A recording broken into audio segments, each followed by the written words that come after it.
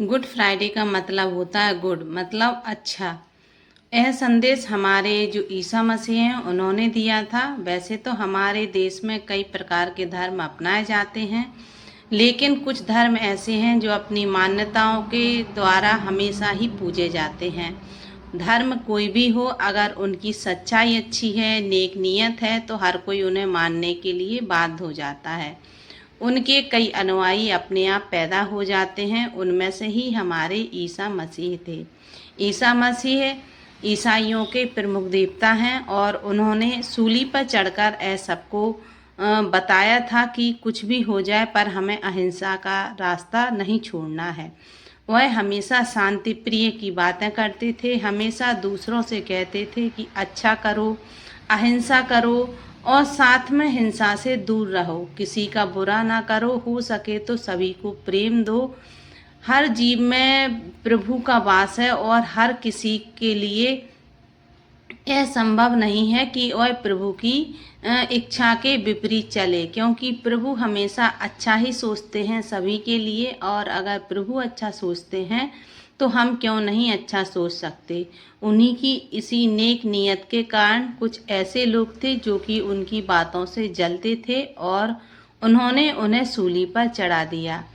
जिस दिन वह सूली पर चढ़े गए वह दिन शुक्रवार का दिन था, जिससे कि जो ईसा मसीह के अनुयायी थे इस दिन को शुभ दिवस के रूप में भी मनाते हैं। बताते हैं कि इस दिन जो भी गुड फ्राइडे मनाता है वह पूरे दिन उपवास रखकर प्रभु की याद करता है और उनके याद में उनके जो चर्च है उनमें कैंडल जलाया जाती हैं।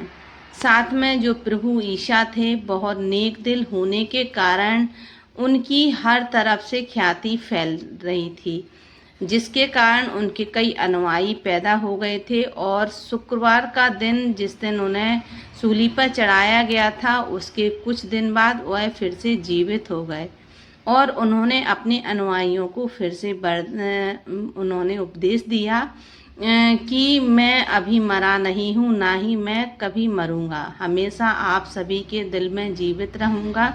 जो भी सच्चाई की राह पर चलेंगे, अहिंसा की राह पे चलेंगे, दूसरों को प्यार देंगे, उन सभी के हृदय में मैं सदा वास करूँगा।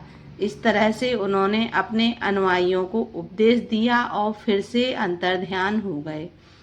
ईसा मसीह एक पवित्र आत्मा थी जिसकी सभी याद बहुत करते हैं और साथ में यह एक ऐसा दिन है जिसको कोई भी नहीं भूल सकता।